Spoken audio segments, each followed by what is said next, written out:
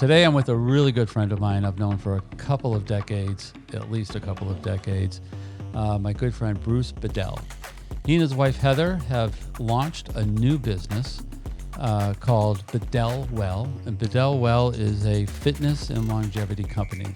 Previously, Bruce was a director at Breckenridge Ski Resort.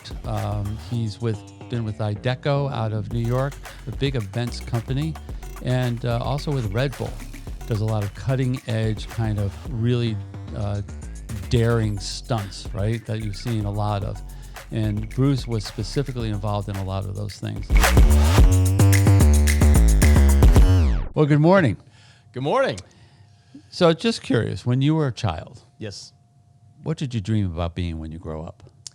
So a lot of the kind of cliche things for an active, athletic kid. I wanted to be a football player. I was a big Philadelphia Eagles fan, which I know you're not. I'm sorry about that.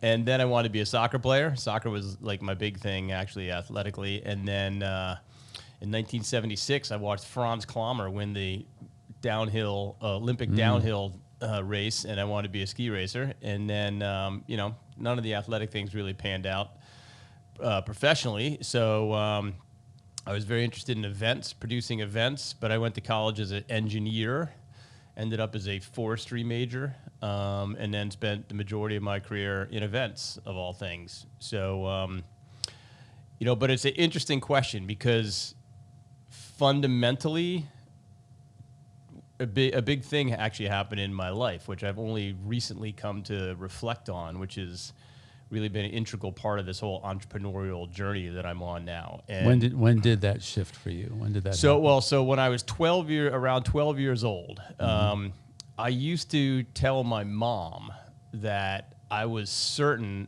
that I was going to do something amazing and impactful.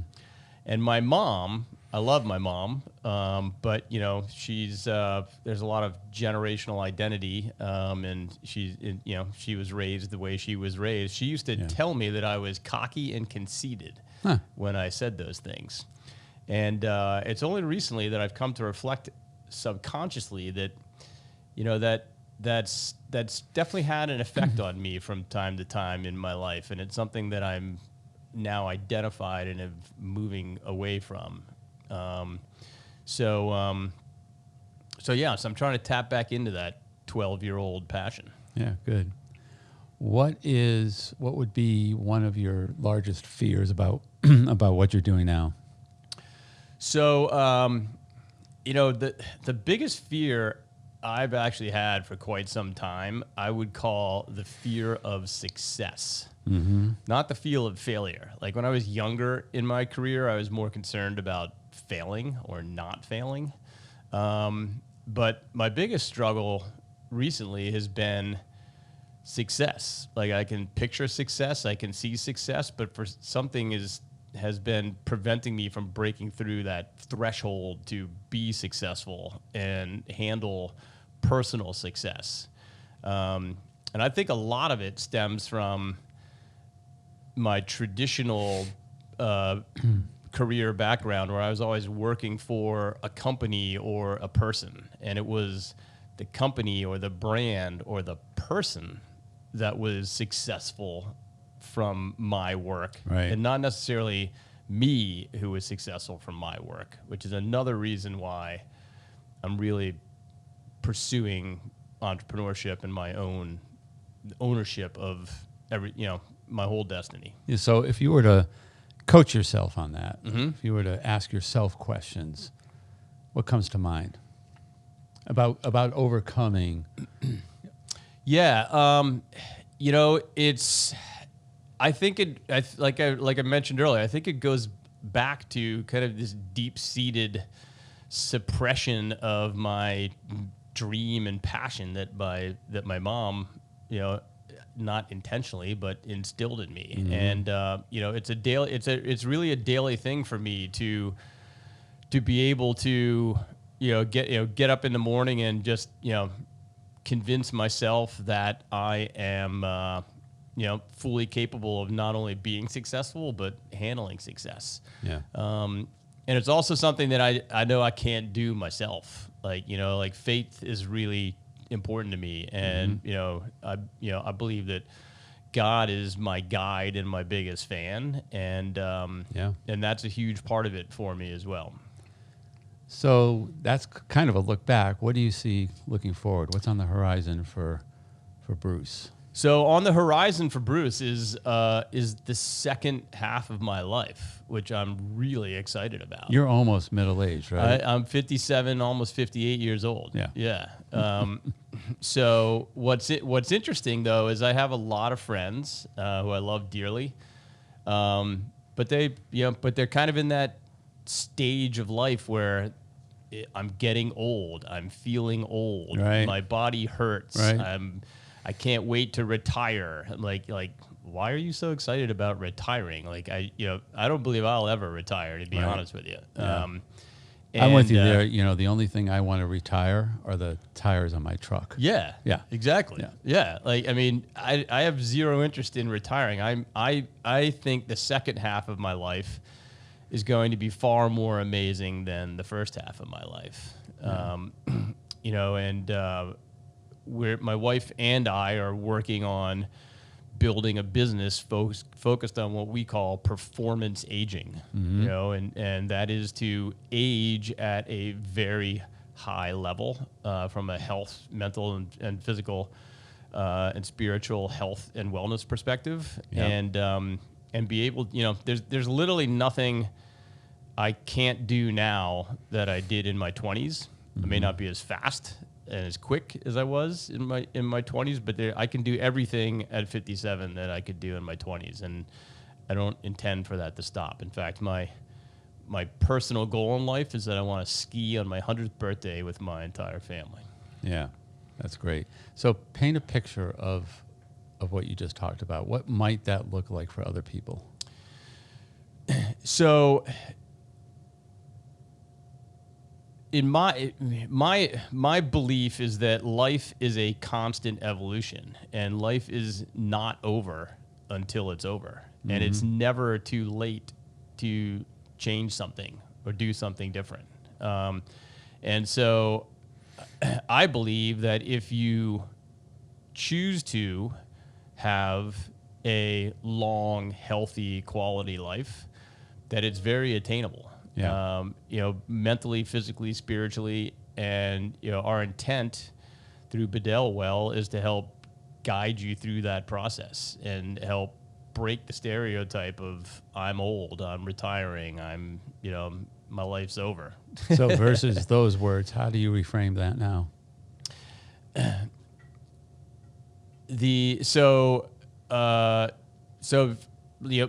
Life is just beginning, is what I would say. Mm-hmm. I mean, there's unbelievable wisdom, unbelievable relationships, unbelievable knowledge, family that's been built over the past 57 years. And, it's not a time to move away from that. It's a time to embrace and build off of that. Yeah.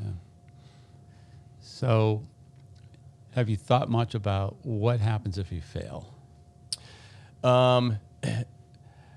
I have, but honestly, I think the better question is what happens if I don't fail. Right. Right. Failing is part of this whole evolution that I talked about, and if you're not failing from time to time, I don't think you're trying hard enough. Yeah. You have to fail to learn and change and evolve. So, like I said, when I was younger, the fear of failure drove me. Now in my current age, my middle age, I embrace failure. It's not something that I'm scared of. That's great. It's something that, I know is going to happen, and I look forward to adjusting when it does. Yeah. How would you describe what your secret sauce is for you, for Bruce? Yep. What's the magical ingredient? So it's very interesting. I've spent a lot of time recently listening to a number of business coaches and life coaches, and there's a guy named Myron Golden who's kind of stuck out recently for me, and he talks about decision and decisiveness. And it's interesting, the root for decision, the decision means to cut, to cut everything away and move in one very focused direction. And what I'm doing now with this entrepreneurial journey that I'm starting with my wife is, we're starting the journey without the roadmap, but we've made that decision, so it's not a choice, it's a decision. We've decided that this is what we're going to do, and we're not looking back, and nothing is stopping us, and we have to just head out on that journey without the roadmap and with the guide, and with all of the knowledge and wisdom that has been acquired. So for me, the secret sauce is faith, it's family, and it's decisiveness. I like it. And even more faith. So even more faith on top. And you and your wife, Heather, are partners in business. Correct. And just tell me a little bit in a couple of minutes about the dynamics of being in business with your spouse. Yep. So, we just celebrated our 26th wedding anniversary. Good. I feel like I've been in business with my spouse for 26 years. So, Heather and I are kind of yin and yang, where, she's the goofball, I'm the serious person in the relationship. We're very different in many, many ways, but we share an incredible passion for fitness and longevity. And so for us, it's a great union to blend this shared passion. But then also realize that, I'm stronger at certain things, she's stronger at certain things, and we need to push into that and support each other along the way. So, very excited to build this organization and to move into the second half of our lives in an amazing way. That's good. I want to take a little bit of a step back. Yep. So you worked for Red Bull for years. Mm-hmm.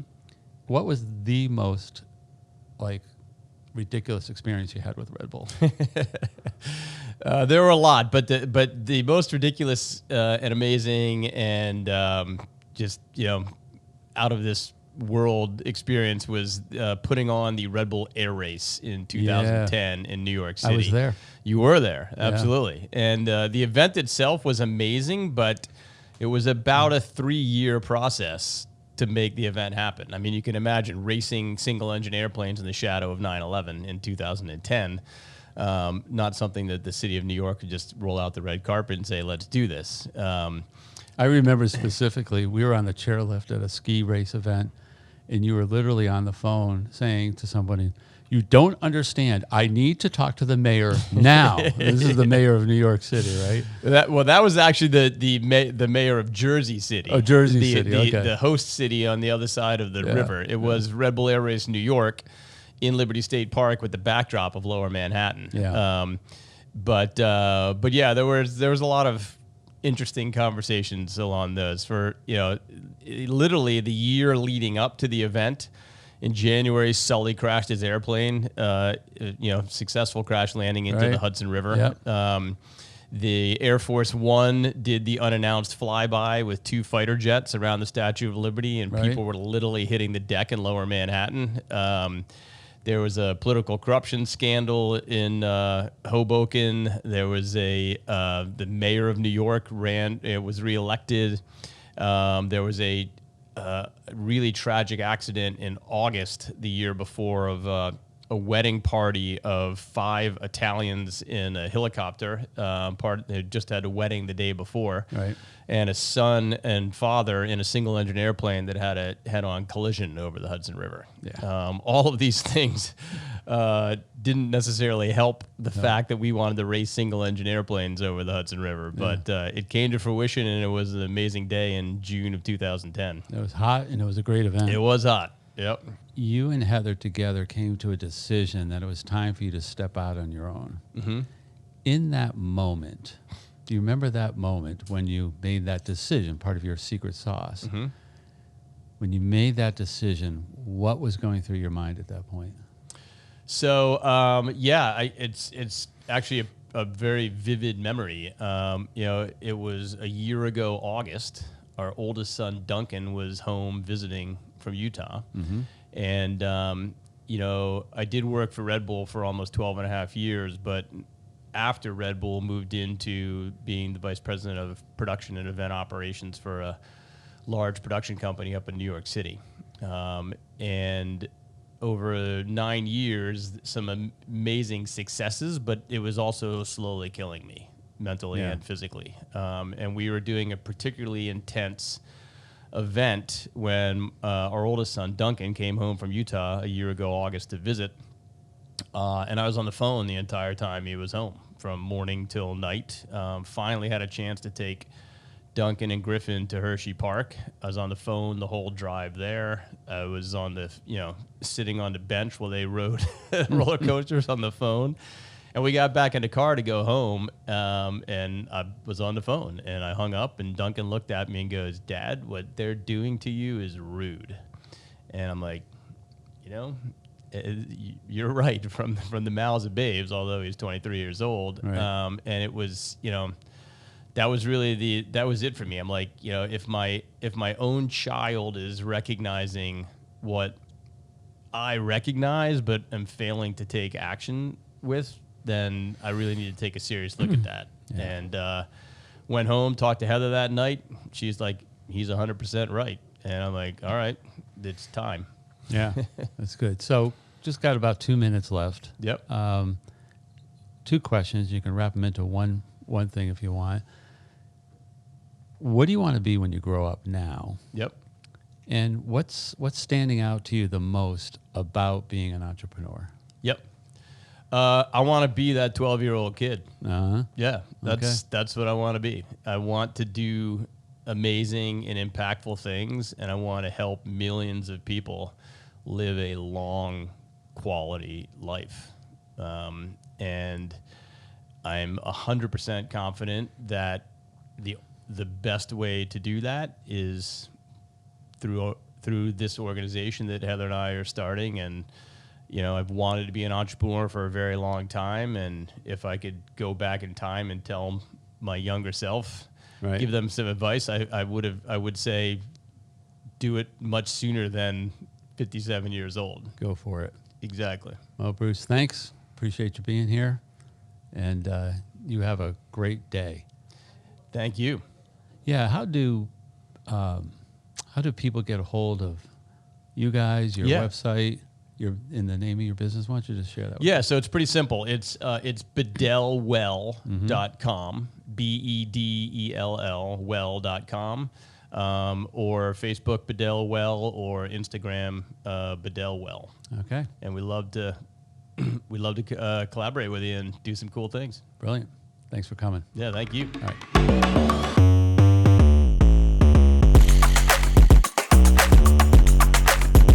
Thank you for joining us today for Intentional Conversations. Our hope is that this will inspire you at some level. Something you've heard today that will be a takeaway for you. Maybe you'll share it with a friend or a family member or someone in business. Intentional conversations are exactly that. They're made to be intentional. I hope you have some.